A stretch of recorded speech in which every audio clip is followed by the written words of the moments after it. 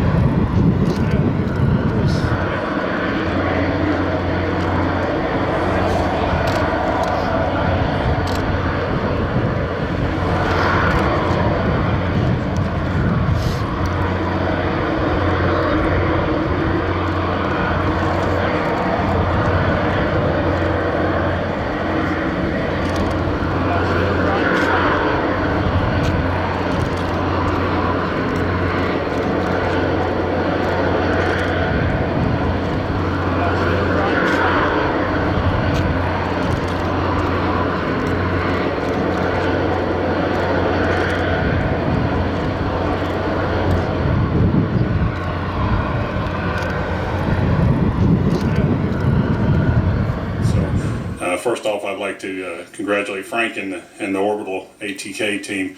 It's a pretty phenomenal turnaround to support a 77 day mission for CRS-4 and then turn around a month later and be ready to fly again. So congratulations, Frank, and we're really excited and happy to be ready to welcome you guys on board again. At the end of the day, these resupply missions are critical. They kind of become our lifeblood on the space station, and so as we start to get into kind of this regular cadence of flights, it really does allow us to do more. It allows us to keep our crews good and healthy, and at the same time continue to do the critical research that we're all wanting to do, that we want to do with this program. So very excited about that. Since the time that the CRS-4 Cygnus left, we've been pretty busy on board. Since that time, we've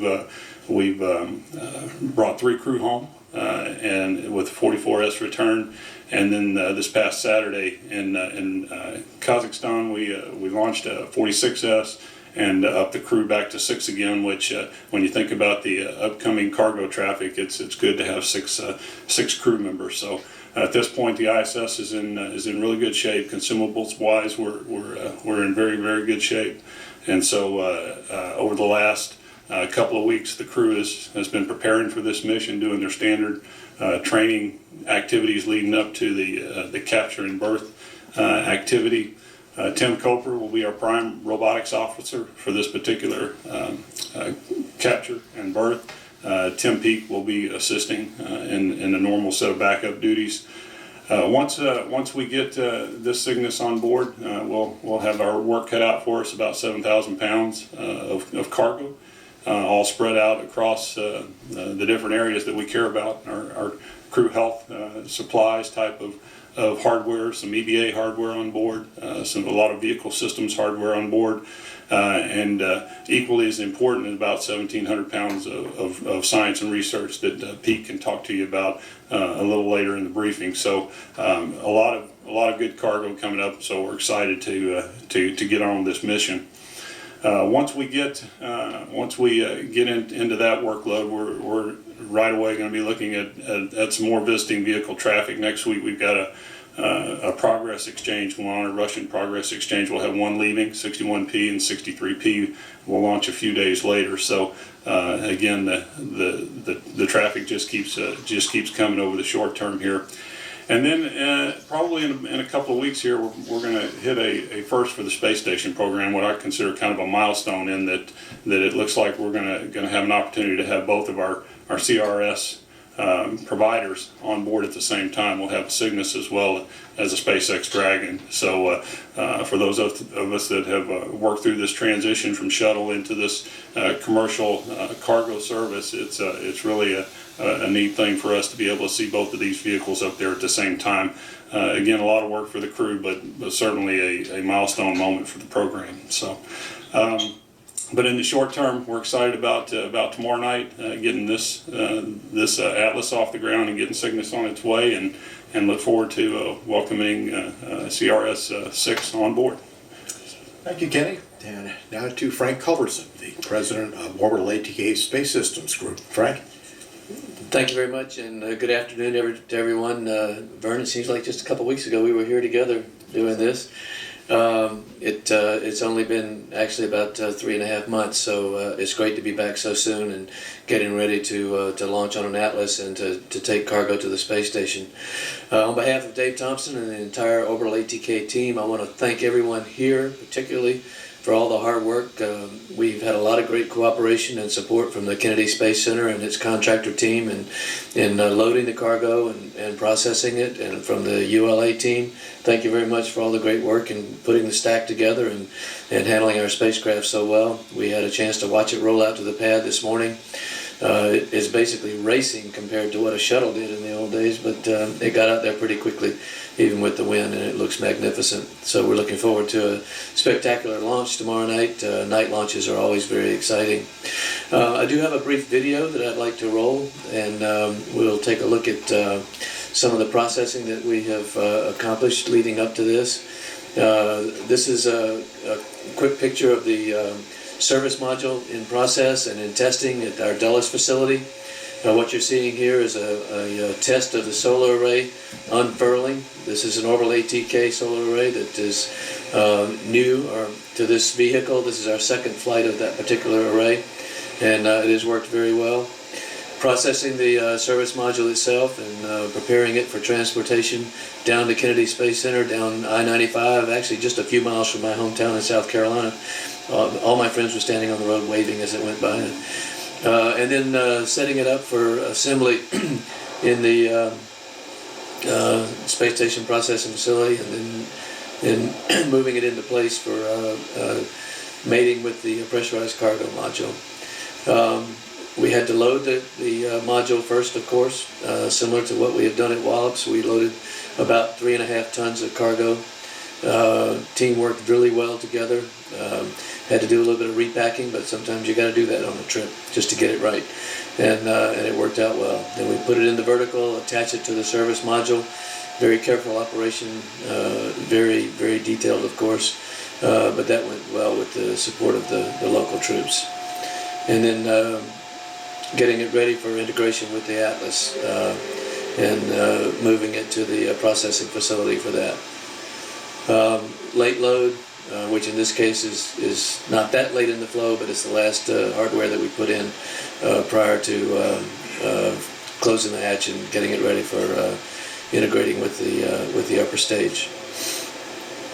Putting the fairing on is one of the last things, and of course that prepares the spacecraft for its flight to the station, protecting it from the forces of the atmosphere and of course the weather effects leading up to the launch. So it's all gone very smoothly, and as I said, we're very, very proud of the teamwork here. Everyone supports this very well, but we all understand how important supplying the International Space Station is. One other item of note, we name all of our Cygnus spacecraft prior to launch, and this particular spacecraft has been named for Colonel Rick Husband, the commander of Columbia, who I'm sure many of you remember. Rick and his crew, of course, were heroes to all of us and did fantastic work on orbit before being lost during re-entry. However, Rick was a member of a crew that went to the space station and was actually involved in the assembly of the space station, and so he is the first astronaut who has been involved in space station assembly to have his name associated with a Cygnus. So we're very proud that we could do that for Rick and for his family and for the memory of the entire crew. And Evelyn and 2 of her kids will be here tomorrow to watch the launch, and so we're very proud of that also. We welcome them. As I said, it's going to be very exciting tomorrow to watch a night launch. I hope everybody watching remembers to tune in for it. And Vern, we're very pleased with the way the flow has gone and all the good work leading up to it. And looks like the winds will be a lot better tomorrow night than they were last time. So looking forward to going on the first try. So thank you very much. All right, thank you, Frank. Now to Vern Thorpe, the United Launch Alliance Program Manager for NASA missions. Vern. Okay, thank you, George. Our United Launch Alliance team is thrilled to be here once again, one day before launch of the OA-6 mission with the Cygnus spacecraft. This will be ULA's second resupply mission to the ISS. As we talked a moment ago, we were here about 3.5 months ago for the OA-4 mission. That was in early December. We're honored once again to support Orbital ATK and NASA in delivering supplies, scientific experiments, and equipment to our astronauts on the ISS. This mission will be the heaviest mission that has ever flown on an Atlas V rocket to date. Total spacecraft mass is a little over 16,000 pounds, about half of that is cargo, as we've talked about. OA-6 will also be ULA's third launch of 2016. It'll be the 106th overall launch since ULA was formed. And that was about just over 9 years ago in December of 2006. Some more numbers, this will be our 32nd launch of the Atlas V 401 configuration, and it'll be the 62nd launch of an Atlas V in total. The Atlas that we're using for this mission is our 401 configuration, and it's the one that includes the longest version of our 4-meter payload fairing. We have 3 different lengths of that. We're using the one that's known as the extra extended payload fairing, and we had to go with that longest version fairing to be able to accommodate the Cygnus module. And because this is a 401, of course, that means we have no solid rocket boosters on this vehicle. Right now, I'd like to play a brief video that shows you how the major elements for this vehicle came together down here at the Cape. So if we could roll that. So this is the Centaur, arriving back on January 23rd, and it came in its own special shipping container. We bring it down from Decatur, Alabama. It's about a 1-day trip from our factory there. Once we remove it from the transport container, we keep it in our Atlas Spaceflight Operations Center, also known as the ASOC, for some final horizontal processing steps and checkout. You can see it pulling into the ASOC right there. We have the ability to connect it, connect all the electronics even when it's in the horizontal position to sort of simulate what it'll see out on the launch pad, make sure we ring anything out before we take it out there. This is the Atlas booster coming off the Mariner. The Mariner is the ship that we use to transport rocket stages from our factory in Decatur, Alabama. Once we load it on in Decatur, we'll head up the Tennessee River, connect into the Ohio, then down the Mississippi, Gulf of Mexico, through the Straits of Florida, and up the coast here to the Cape. And we can also use the Mariner to deliver rocket stages to Vandenberg Air Force Base as well. Once the stage arrives here, it goes into the ASOC for final processing as well. What you see here is actually the Centaur, which has been integrated with the interstage adapter and some other hardware. We do that sort of partial stack offline, and it actually saves us a lot of time when we put the vehicle on the stand. We put the booster up, and then we bring out that integrated Centaur stack, and by doing that, we can get the entire rocket up in 1 day now. That's one of many things that we've done in the last couple of years to reduce our processing time. And then, of course, the final step is to take that spacecraft. You saw it encapsulated in Frank's video. We bring it out here early in the morning. That was a week ago, the early morning on the 14th of March. And then during first shift, after the sun comes up, we'll hoist it up, place it on top of the rocket, and then we're almost ready to go at that point. That takes us up to about a week before launch. And that last shot there was what the vehicle looked like this morning before it rolled out. And now that you've seen how the vehicle came together down here at the Cape, I'd like to show one more video, and this will give you a preview of what to expect tomorrow when we actually launch it. So if we could roll that.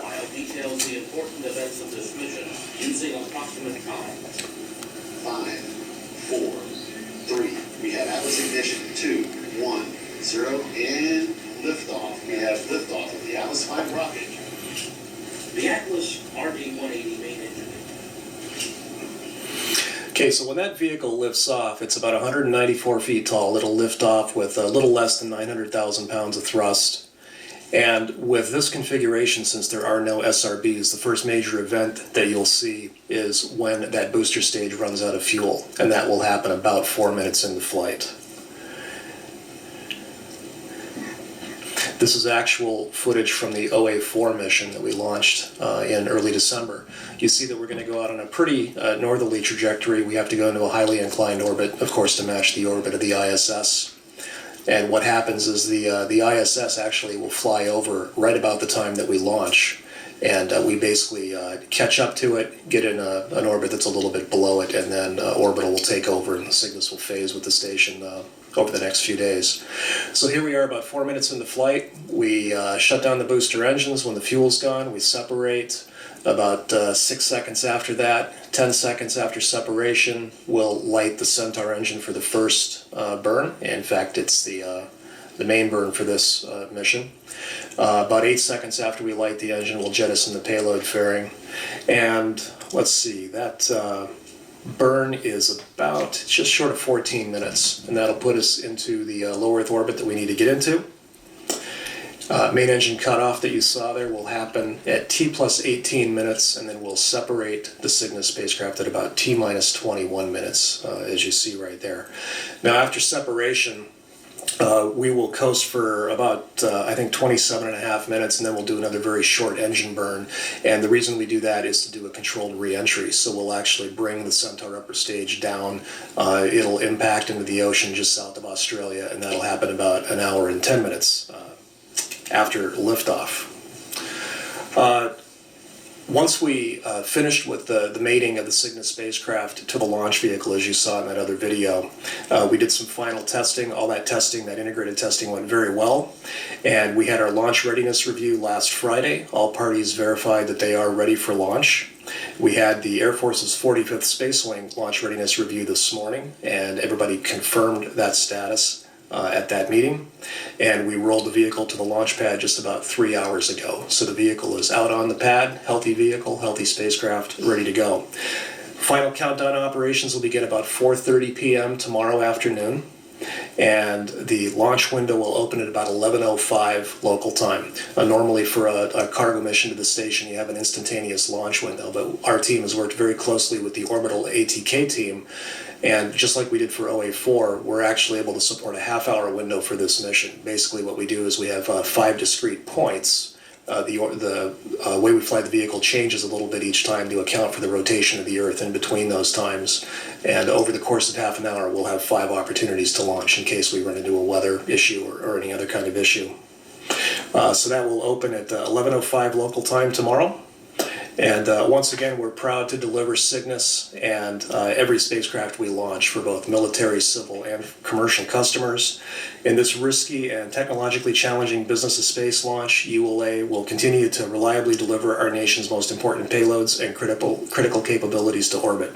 I'd like to say thank you again to all of our mission partners. That includes Orbital ATK, NASA, the Air Force, and the FAA, and our entire supply team that helped get us to this point. We look forward to a great launch tomorrow night. Thanks. Thank you, Vern. Now to Pete Hasbrook, the Associate Program Scientist for NASA for the International Space Station. Pete? Thank you. I'd like to thank all of you for joining us today and for all those who are tuned in with us today. It's my job to tell you a little bit about the scientific cargo on the Cygnus. It's going to bring important cargo to us to continue our scientific mission that we're already doing on the ISS. The Cygnus cargo includes a variety of payloads.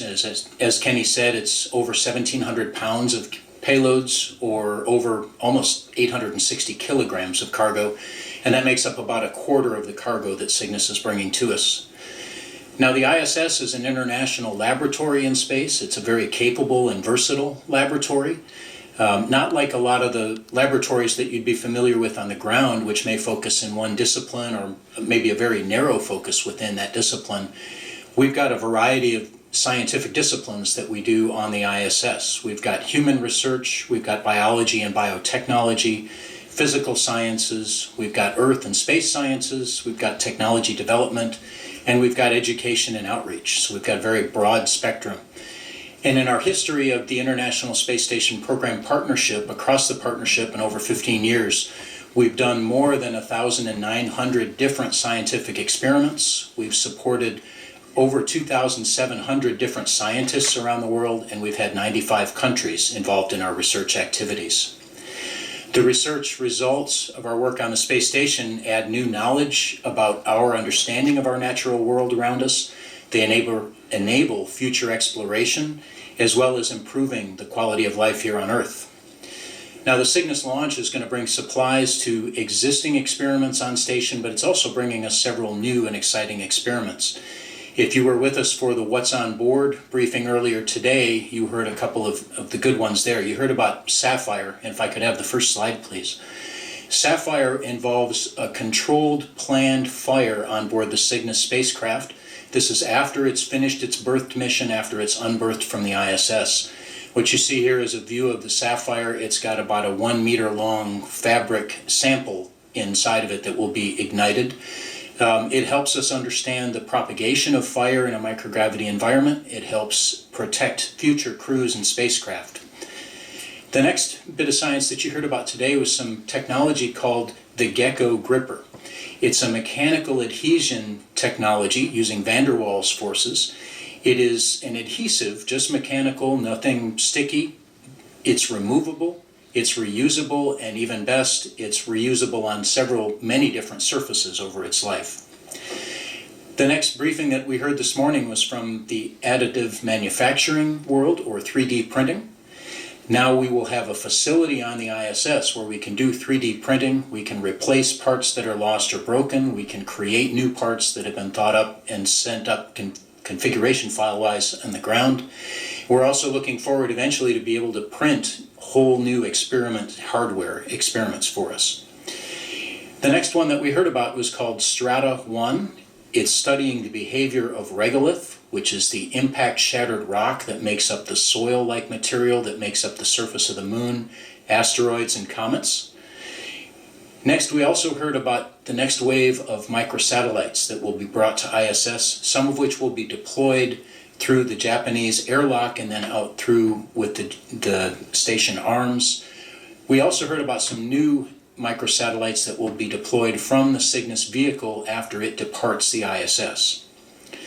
And so with all this, I've given you just a brief summary of these the briefings that we heard earlier today. I would encourage you to go back and look up on our social media the What's on Board briefings. You'll hear it from the scientists themselves. It's really exciting to hear how the scientists describe their science in words that you and I can all understand. And so we hope you'll agree that the science that's coming on ISS and is being done on ISS is adding knowledge to our world, it's advancing our exploration of space, and it's bringing benefits to those of us here on Earth. Thanks. Thank you, Pete. Now to Dr. Michael Roberts, the Deputy Chief Scientist for our commercial partner at CASIS. Dr. Roberts? Thank you, and good afternoon, everyone. So CASIS is the Center for the Advancement of Science and Space. We work in partnership with NASA to manage that part of the International Space Station that is a national lab. In similar ways that the Department of Energy operates national labs here on Earth, CASIS operates a national lab in low Earth orbit. And our mission is to work in partnership with NASA to enable access to that national lab so that investigators from academic institutions, from commercial institutions, from government agencies, in addition to NASA, can have access to that research platform. As you've heard already, that platform can support a variety of different investigations that range from the utilization of the International Space Station as a launch platform. So as Pete mentioned, there's an opportunity to utilize the International Space Station for launch of small and nano satellites. Those are in partnership with an implementation partner called NanoRacks, which also offers opportunities for research investigations supported by commercial companies.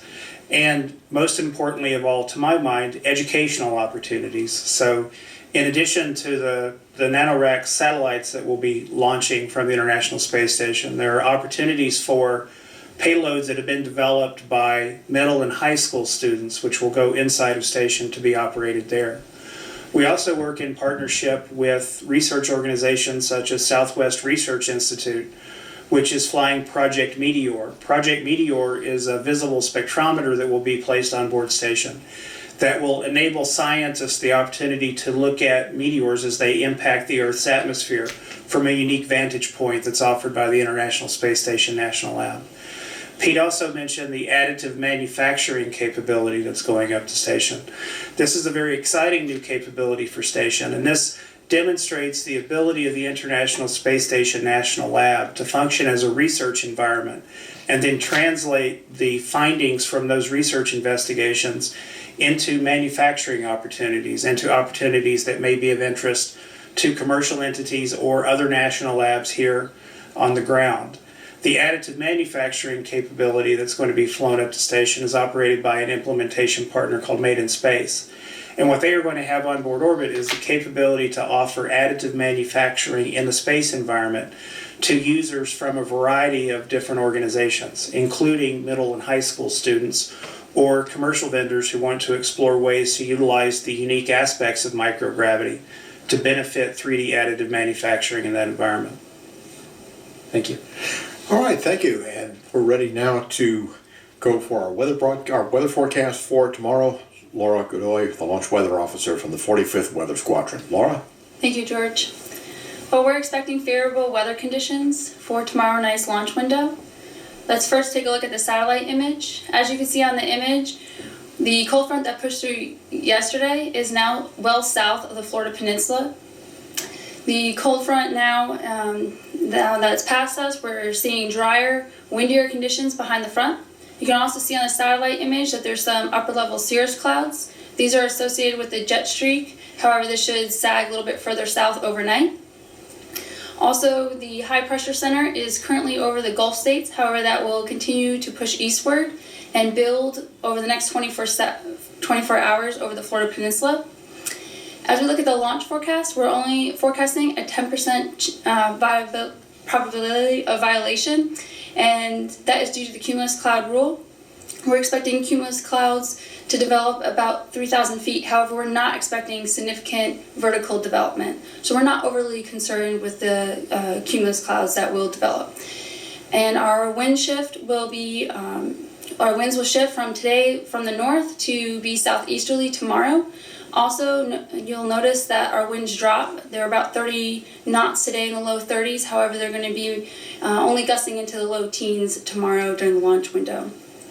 Also, we have observed unseasonably cooler temperatures. However, for the launch window, we're expecting between 64 and 65 degrees Fahrenheit. And the low temperatures that we'll see tomorrow in the morning will only be about the 40s inland. However, over by the coast, by the launch pad, should only drop into the low 50s. And again, we're only expecting a 10% probability of violation due to the cumulus cloud rule. In the event of a 24-hour delay, we're expecting really similar conditions. We do expect to see the onshore flow to continue, and with that we might see an isolated coastal shower. However, the cumulus clouds we're not expecting to again develop high in the atmosphere, so we're not particularly concerned with the with violating the cumulus cloud rule. So for the 24-hour delay forecast, we're expecting 20% probability of violation. And winds again will be light, only gusting in the mid-teens. So overall, I hope that you get out to see the launch because we're expecting favorable weather conditions. Also, it'll be almost a full moon, and so it should be a great night to view the launch. Back to you, George. Thank you, Laura. We're ready now to take questions. We'll start here at the news center and then go to the phones and at social media. You can also ask questions by going to hashtag #AskNASA. So we'll start here in the front. Bill? Bill? Well, I'm Bill Harwood, CBS News. Thanks. For Kenny, we were talking before that you had a Soyuz last Friday. You got OA6, Progress, and SpaceX all within literally 3 weeks. 4 missions, which is unprecedented, it would seem to me, in the space station era. Would you just talk about that, the complexity? I mean, it's almost like with these 3 flights, it's almost 12 tons of supplies going up, which is like a shuttle cargo almost with those. It's a lot of work for the crew and a lot of work for you guys to make that happen. It is. It's a lot of work, but the reality is doing day-to-day operations on station, we're constantly working around pinch points. Whether it's things we need the crew to do today versus tomorrow, and the different activities relative to the vehicle operations here. You have some that are going to happen down on the Russian segment, some on the USOS segment. We really didn't have that many conflicts that we needed to work around in this short time frame to deal with all these vehicles. We had a couple of things that we had to put a little extra effort in with our Russian colleagues, but we worked through that, and nothing outstanding that I know of in being able to do that. Relative to the volume of cargo, the reality is that over a period of time there, we didn't see a lot of vehicle traffic, So getting our consumables back up to the point where they need to be is something that we've been putting a lot of effort in, and again to our providers here, both certainly our Orbital ATK friends, they've delivered in a big way here over the holiday season, and certainly here again with another mission. So we're going to be in good shape on consumables after this mission. We're pretty good shape now, but this just will extend us out further towards the end of the year for some of those consumables that we like to keep our eye on. The majority of them are already out past the beginning of next year. Again, this just gets us a little further down the road on a lot of those critical consumables. As far as the SpaceX launch, again, bringing a lot of different type of cargo on that flight as well. And so I don't see anything right now that's going to preclude us from being able to work through those missions simultaneously. You're right, it will be a lot of work, and we'll have to get creative in terms of making sure that we don't put the wrong things in the wrong vehicles when they get ready to leave. That's something we're working hard and are going to have to put some focus on, because we are going to be moving a lot of cargo through hatches. Marcia, go ahead, Marcia. Yes, Marcia Dunn, Associated Press, for you again, Kenny.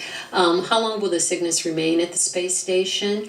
And how long will the Dragon remain? Because I'm thinking maybe you want that one to come back first, and how big is the backlog of stuff that needs to come down to Earth from Sure. up there? Right now we're anticipating about a 55-day stay for Cygnus.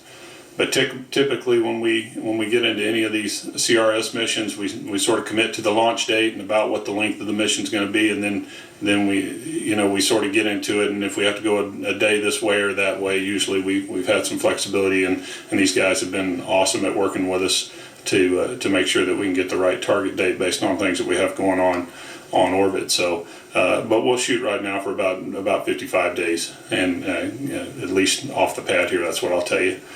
As far as the SpaceX mission, we'll probably hold that in that 30-day time frame. We've got a full slate of things to come home in terms of what I would consider to be cargo that needs to be refurbished. Also things that we just need to have for failure investigation and so forth. So yeah, we'll have a full flight coming home with SpaceX 8 for sure. How serious is the backlog up there? I wouldn't call it so serious that we won't be able to clear it out in the next couple of flights. For the next couple of return flights, we'll be fine. A lot of times what we deal with is the big things, because there's in one of the Cygnus modules there's only in the Dragon there's only so many places you can put the big things, and like on SpaceX 8 we're going to bring home an EVA suit, and that takes up a lot of space. We've got a couple other big things that we got to keep our eye on as well to try to get down to the ground, but nothing that, again, we're kind of prioritizing that, and nothing that's giving us, we're losing a lot of sleep over yet. All right, any more questions here? Yes, right here. Yes, Jared Hayworth with We Report Space. I've got a question for Vern Thorpe. Given the larger mass of the payload, can you talk a little bit about the decision to use the 401 variant of the Atlas versus one or more solids? Yeah, it all came down to what the level of performance is required to make the mission, and because we're going to a low Earth orbit, we can handle the higher mass. If this was say a geosynchronous transfer orbit, which is a very common mission profile that we fly, spacecraft this heavy would have required a lot of SRBs to be able to do that. But it's really a combination of the heavier spacecraft plus the low Earth orbit gives us a performance level that a 401 can handle, and we've got a fair bit of performance margin left over even on this mission. And just to follow up on that, assuming you did use the solids, would that affect your 30-minute window possibility, or would you still, say you did have a payload large enough to need that solid to go to the ISS, would that affect your 30-minute availability to launch, or would it narrow down to be more like an instantaneous window in that case?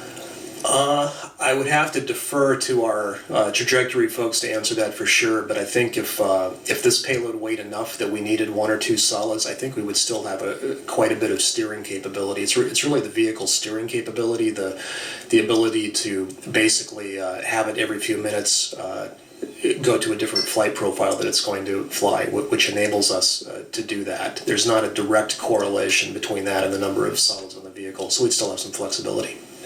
Pete, I was interested about Sapphire 1. We know that Cygnus is going to spend about 8 days on orbit after it leaves the ISS.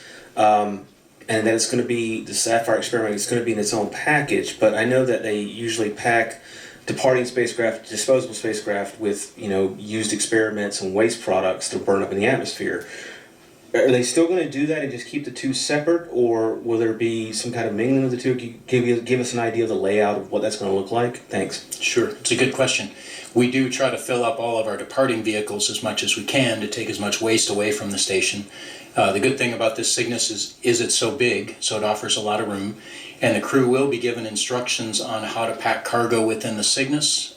In that box that I showed you, there's an air inlet, an air outlet. It does depend on airflow and fans, so the crew's going to be given instructions on how to obstruct that area. Okay, James.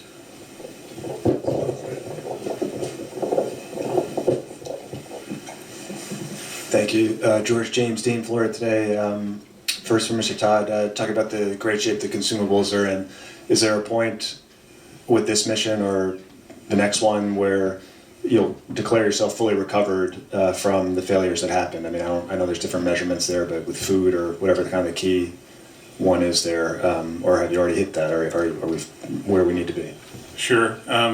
We track the consumables very closely leading up to all the upcoming missions to try not to put ourselves in a position where that upcoming mission is going to make us or break us or cause us to have to think differently about how we consume on orbit. And again, I can tell you now in those critical ones that we keep track of, we're good out through the December time frame on the one that becomes the nearest pinch point for us. And then most of them are into next year. This just gets us a little further down the road. We're launching a lot of different things on this particular flight, a lot of spares and so forth. When you look at the consumables, it's usually adding a month or two on to what we already have. CRS-4, again, just left a month ago and brought up an incredible amount of cargo, and so we're in really good shape now. So, if bad things were to happen or whatever, we've got a good full flight program between now and the end of the year.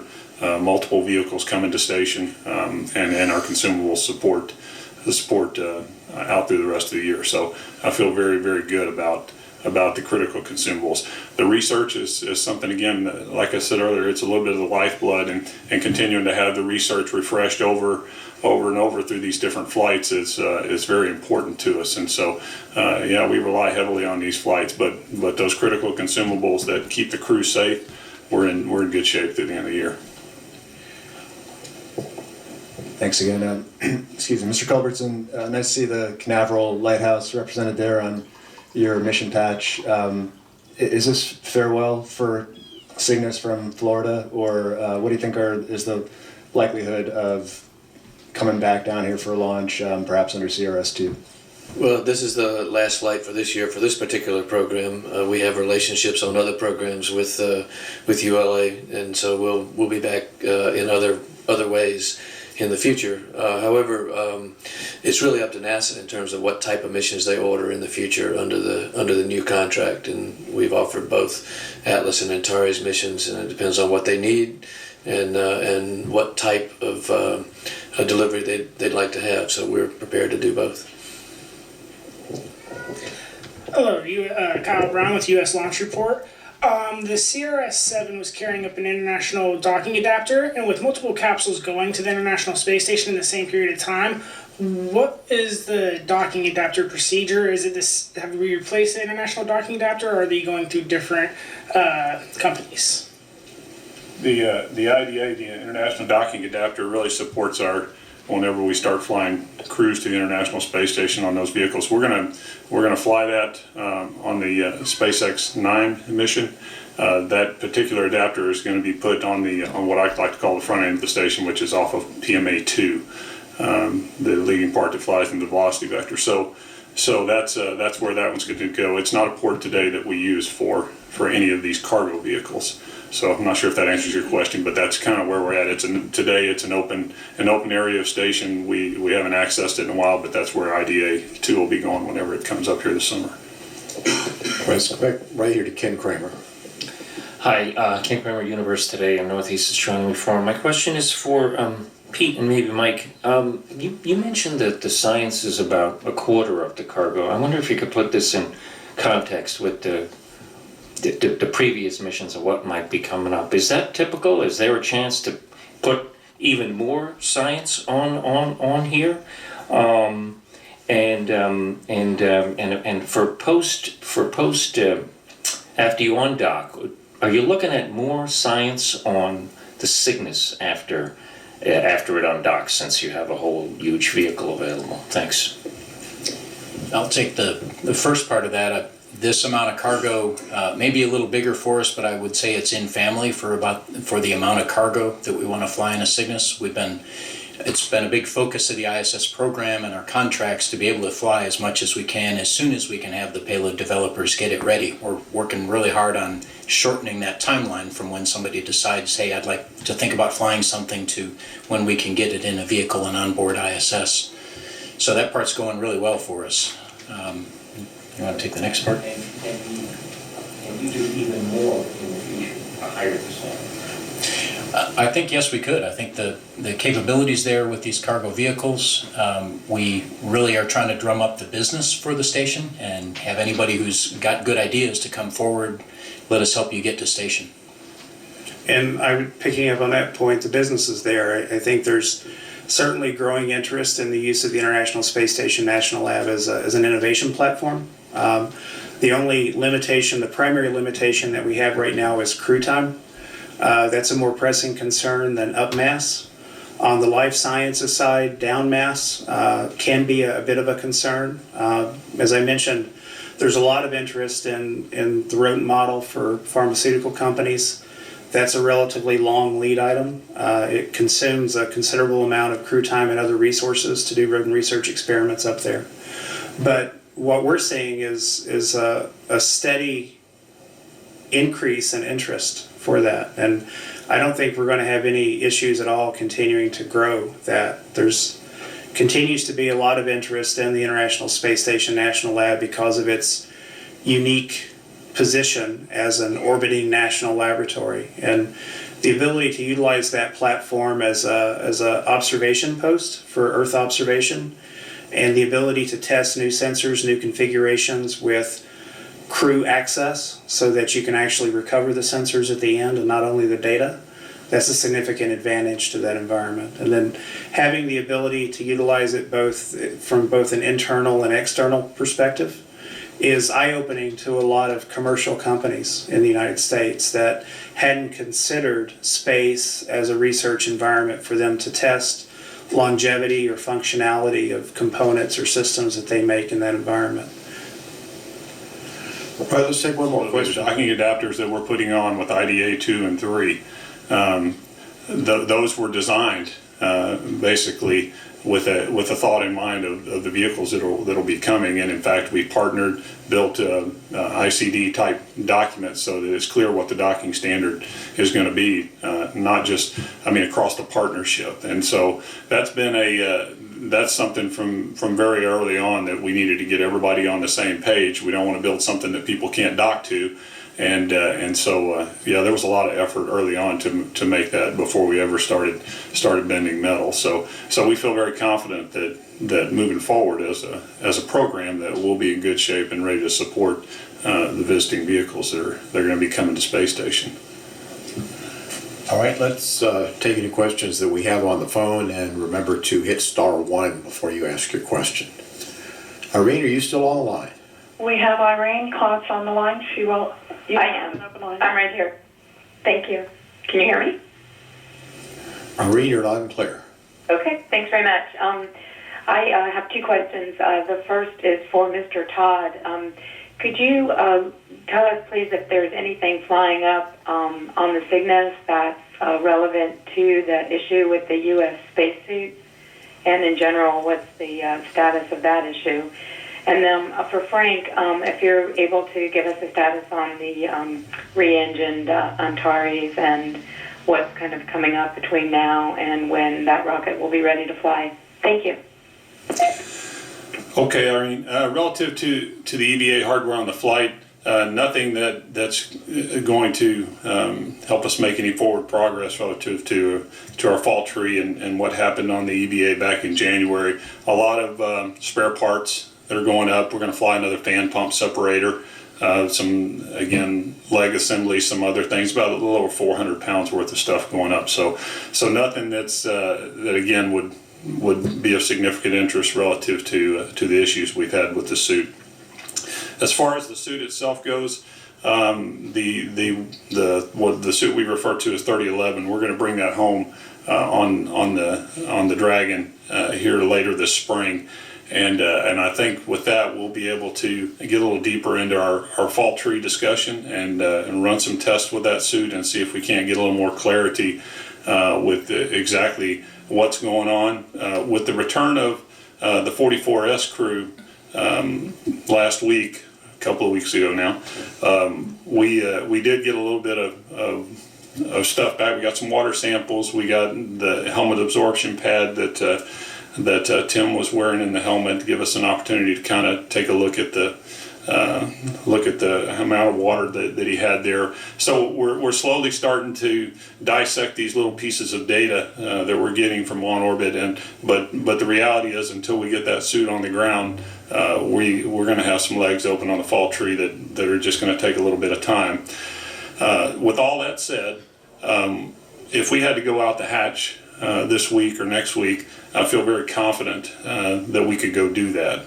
Obviously, our intention would not be to be using 3011, but what we did after the January incident was we sat down and we looked at all of the mitigations that we had in place prior to this event and said, did they work? Did we feel like that the crew was safe? Did we have all the operational scenarios thought through?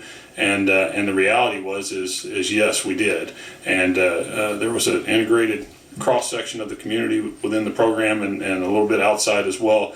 And there wasn't anything that we said we needed to go do different. So from a contingency perspective, if there was something that were to go wrong tomorrow, I feel very confident that we could through our normal processes go execute a contingency EVA and not have any concerns that we couldn't take care of the crew.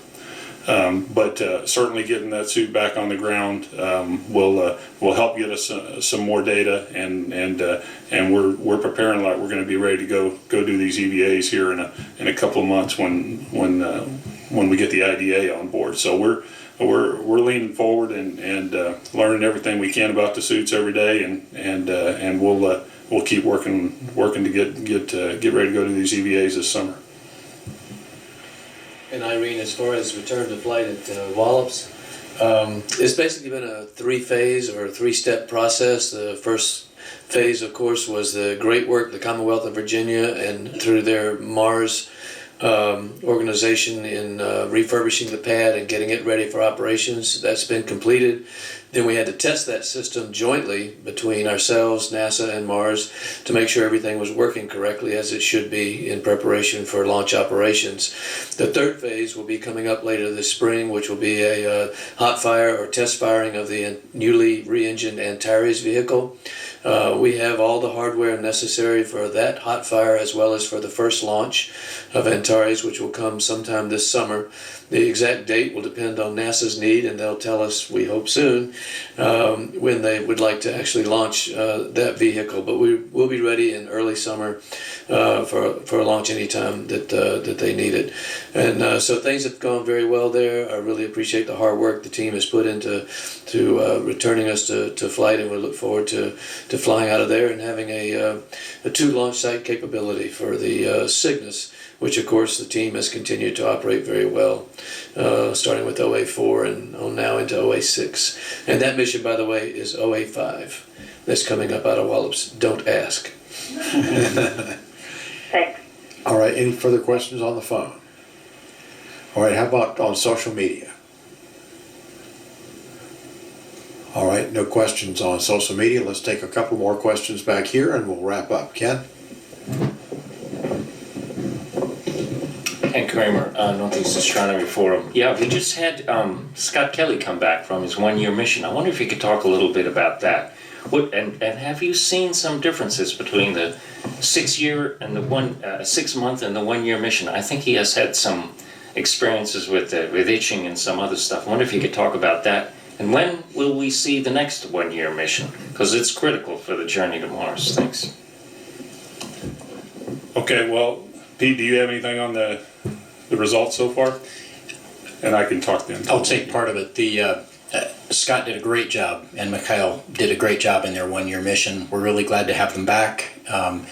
Part of the 1 year mission investigations included the twin study, which is another area that we're excited to get data back there. That's each of those, the 1 year mission on ISS and the twin study, is only 2 subjects. So we're very careful. In fact, you can't really make conclusions out of just 2 subjects and apply it to the rest of us. Also, the fact that these are medical related investigations, you won't see the type of details in the results that maybe we're all hoping to see down into the details. The station program is working with our partners. The Human Research Program does want to do additional 1 year missions. That's something that isn't just something one agency could go do, so we work that with our international partners.